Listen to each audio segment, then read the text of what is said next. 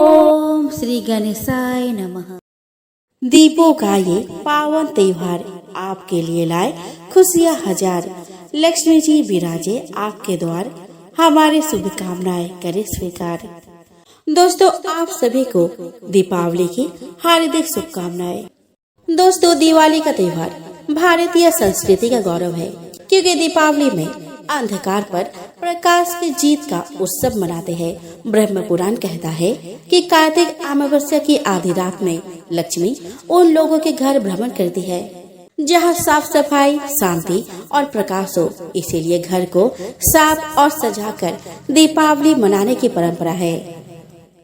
दोस्तों, इससे लक्ष्मी जी खुश होती है और लंबे समय तक घर में रहती है और उन्हें धन धान्य का आशीर्वाद देती है। हर साल लोगों को दिवाली का बेसब्री से इंतजार रहता है। दोस्तों, मार्कंडेय पुराण के अनुसार जब धरती पर सिर्फ अंधेरा था, तब एक तेज प्रकाश के साथ कमल पर बैठी देवी प्रकट हुई। वो लक्ष्मी थी। उनके प्रकाश से ही संसार बना। इसीलिए इस दिन लक्ष्मी पूजा की परंपरा है। दिवाली की रात लक्ष्मी पूजन करने से धन की कभी कमी नहीं होती। दिवाली के दीप जीवन में सकारात्मकता लाते हैं, अंधकार रूप समस्या पर प्रकाश डालकर उसका नाश करते हैं। वही कार्तिक माह की अमावस्या श्री राम के अयोध्या लौटने के स्वागत में दीपावली मनाने की परंपरा है। आइए दोस्तों, अब हम जान लेते हैं दिवाली के दिन लक्ष्मी पूजन कैसे किया जाए।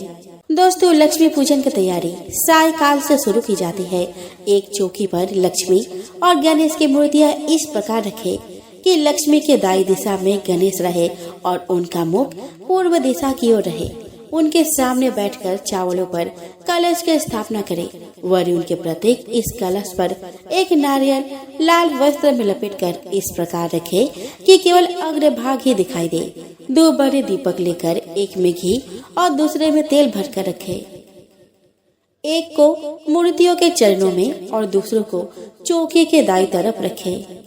चौकी पर रखे गणेश जी के सामने एक छोटा सा दीपक रखे। इसके बाद शुभ मुहूर्त के समय जल, मूली, अबीर, चंदन, गुलाल, चावल, धूपबत्ती, गुड़, फूल, नैवेद्य आदि लेकर सबसे पहले पवित्रीकरण करें। फिर सारे दीपक को जलाकर उन्हें नमस्कार करें। उन पर चावल छोड़ दे। पहले पुरुष और बाद में स्त्रियां गणेश जी, लक्ष्मी जी एवं अन्य देवी देवताओं का विधिवत षोडशोपचार पूजन, श्री सूक्त, लक्ष्मी सूक्त व पुरुष श्री सूक्त का पाठ करे और आरती उतारे। बही खातों की पूजन करने के बाद नई लिखने की शुरुआत करे। तेल के अनेक दीपक जलाकर घर के हर कमरे में, तिजोरी के पास, आंगन और गैलरी आदि जगह पर रखे, ताकि किसी जगह पर अंधेरा न रह जाए।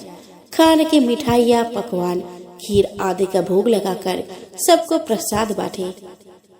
दोस्तों, दिवाली से जुड़ी कई कथाएं प्रचलन में है, जो हमें अलग अलग शिक्षाएं भी देती है। किंतु किस कारण दीपावली का त्योहार इतने धूमधाम से मनाया जाता है, उसके सूत्रधार है श्री राम। श्री राम असंख्य लोगों के आराध्य है तथा हमेशा रहेंगे। वे भगवान विष्णु के एकलौते ऐसे अवतार थे जिन्होंने अपने पूरे जीवन काल में आदर्श स्थापित किए। इसीलिए कहा जाता है कि श्री राम चमत्कारों के लिए नहीं, अपितु अपने गुणों के कारण प्रसिद्ध है। तो आइए दोस्तों, हम श्रवण करें दिवाली की श्री राम से जुड़ी कथा। दोस्तों, त्रेता युग में राक्षसों का राजा रावण था, जिसकी राजधानी लंका में थी। किंतु उसके राक्षस संपूर्ण पृथ्वी पर फैले हुए थे। इतना ही नहीं, रावण ने अपने प्रताप से तीनों लोकों में त्राहिमाम मचा रखा था। लोगों के लिए भगवान की आराधना करना मुश्किल हो गया था। तब देवताओं की प्रार्थना पर भगवान विष्णु ने मृत्यु लोक पर अपना 7वां अवतार लिया, जो श्री राम के नाम से जाना गया। यह अवतार एक ऐसा अवतार था जिसने मानव जीवन के हर एक पहलू को दिखाया गया, अर्थात इसमें भगवान ने जन्म से लेकर मृत्यु तक अपने कर्तव्य का निर्वहन किया। श्री राम अयोध्या के राजा दशरथ के पुत्र थे तथा बचपन से ही विनम्र स्वभाव, प्रजा के हितैषी और हमेशा धर्म के मार्ग में चलने वाले व्यक्तित्व के थे। उनके गुरु की ख्याति प्रजा में इस प्रकार व्याप्त हुई कि अयोध्या की प्रजा उन्हें केवल अपने आगामी राजा नहीं अपितु भगवान समझने लगे। जब श्री राम के राज्याभिषेक की घड़ी निकट आई तो पूरी अयोध्या उल्लास से भर उठी। जिस क्षण की प्रतीक्षा अयोध्या की प्रजा श्री राम के जन्म से ही कर रही थी, वह क्षण बस आने ही वाला था।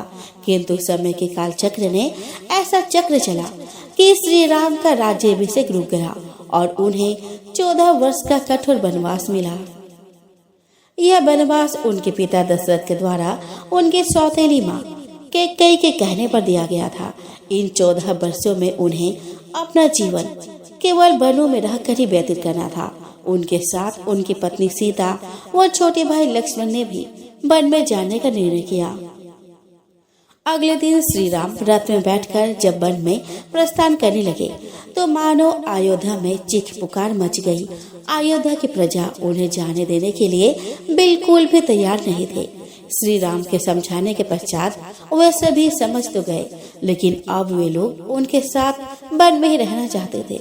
अर्थात अयोध्या की प्रजा उन्हें जाने देने से तो नहीं रोक सकती थी, लेकिन उन्होंने निर्णय लिया कि जहां उनके आराध्य श्री राम रहेंगे वे सभी वही रहेंगे। कुछ इस प्रकार का स्नेह था प्रजा का श्री राम से, किंतु श्री राम थे मर्यादा और धैर्य की खान। जब उन्होंने देखा कि प्रजा अब उनकी नहीं सुनेगी, वो उनके साथ ही चलेगी, तो उन्होंने एक योजना के तहत कार्य किया। जब सारी प्रजा रात में सो रही थी तब वे भोर होने से पूर्व ही लक्ष्मण और सीता के साथ वन में निकल गए। प्रातः काल जब अयोध्या की प्रजा उठी तो श्री राम को वहां नहीं पाकर विलाप करने लगी। उन्हें पता चल गया था कि श्री राम उनके धर्म का पालन करने हेतु अकेले निकल पड़े हैं। यह देखकर सबकी दृष्टि में उनका सम्मान और अधिक बढ़ गया था। इसके पश्चात श्री राम ने अपने पिता के वचनों का पालन करते हुए 14 वर्ष वनवासी के रूप में एक कठोर जीवन व्यतीत किया। वे प्रतिदिन भूमि पर सोते, कंदमूल खाते, वो पूजा पाठ करते। इसी के साथ वे जहाँ रह रहे थे वहाँ से उन्होंने राक्षसों का सफाया करना भी शुरू कर दिया और एक एक करके पूरी भारत भूमि को राक्षस विहीन कर दिया। अब संपूर्ण भारत भूमि श्री राम की कृपा से राक्षस मुक्त हो चुकी थी, किंतु राक्षस राजा लंका में अभी भी जीवित था। श्री राम के वनवास के अंतिम वर्ष में रावण ने धोखे से माता सीता का अपहरण कर लिया और उन्हें अपने पत्नी बनाने के उद्देश्य से लंका ले गया। जब श्री राम को इसका पता चला तो उन्होंने किष्किंधा के बानर राजा सुग्रीव के साथ मित्रता कर लंका पर चढ़ाई कर दी। श्री राम ने रावण की राक्षस सेना के साथ युद्ध करने के लिए केवल नीति व नियमों का ही आश्रय लिया। उनके पास सुग्रीव के वानरों की सेना थी, जिनके सामने राक्षसों की सेना अति विशाल भीमकाय वो अधिक शक्तिशाली थी। किंतु श्री राम फिर भी विचलित नहीं हुए तथा रावण की सेना के साथ युद्ध किया। एक एक करके श्री राम ने रावण के सभी योद्धाओं, भाई पुत्रों इत्यादि का वध कर दिया तथा अंतिम दिन रावण का भी वध हो गया, जिसे हम दशहरा के रूप में मानते हैं। रावण वध के पश्चात आधिकारिक तौर पर श्री राम लंका के राजा थे और उन्हें यह पद मिल भी गया था, लेकिन उन्होंने राज्य स्वीकार करना तो दूर नगर में भी जाना उचित नहीं समझा। ऐसा इसीलिए क्योंकि उन्हें अपने पिता के वचन का पालन करते हुए 14 वर्ष की अवधि पूर्ण होने से पहले किसी भी नगर में जाना वर्जित था। इसी के साथ उन्होंने कहा कि उनका लक्ष्य लंका पर अधिकार करना नहीं, अपितु अपने भार्या सीता को सम्मान सहित वापस लाना, वो आत्तायो राक्षस रावण वो उसके सेना का अंत करना था। तत्पश्चात उन्होंने लंका का राज्य रावण के ही छोटे भाई विभीषण को सौंप दिया, जो धर्मावलंबी राजा था। रावण वध की सूचना पूरे विश्व में फैल गई, क्योंकि उसके आतंक से सभी भयभीत थे। जब यह सूचना अयोध्या पहुंची और उन्हें पता चला कि उनके आराध्य श्री राम ने राक्षस राजा रावण का अंत कर धरती को पाप मुक्त कर दिया है, तो उनकी खुशी का कोई ठिकाना नहीं रहा। इसके साथ ही अब श्री राम के पुनः अयोध्या आने वो वहाँ का राज सिंहासन संभालने की घड़ी नजदीक आ चुकी थी।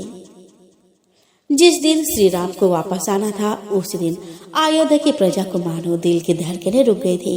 वह पूर्ण अमावस्या की रात थी, जिस दिन वर्ष की सबसे काली रात होती है, किंतु अयोध्या की प्रजा ने अयोध्या को इस प्रकार रोशनी से नहला दिया था कि वह आसमान से भी दिखाई पड़े। 14 वर्षों से अयोध्या की प्रजा की आंखें इसी क्षण की प्रतीक्षा कर रही थी कि कब उनके श्री राम वापस आएंगे। इसी के साथ अब तो 14 वर्षों से अयोध्या की प्रजा की आंखें इसी क्षण की प्रतीक्षा कर रही थी कि कब उनके श्री राम वापस आएंगे। इसी के साथ अब तो वे राक्षस राजा रावण का वध करके लौट रहे थे, तो उनकी खुशी भी दोगुनी हो गई थी।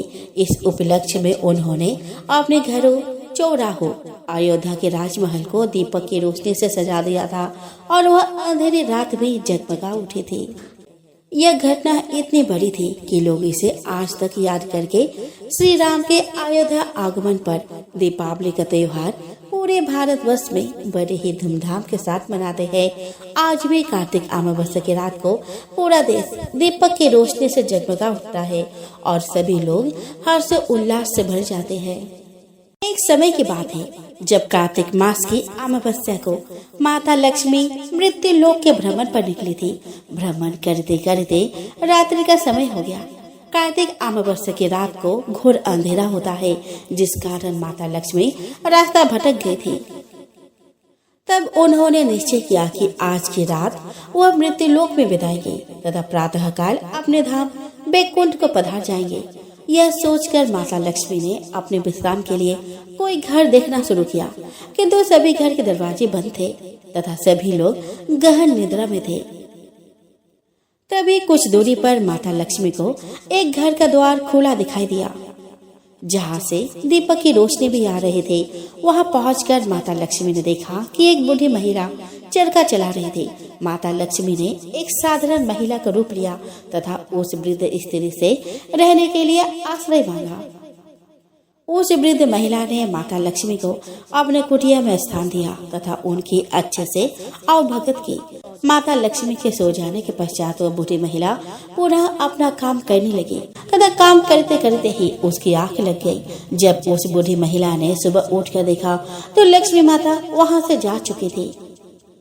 उस बूढ़ी महिला का आश्चर्य का तब ठिकाना नहीं रहा जब उसने अपने आसपास देखा।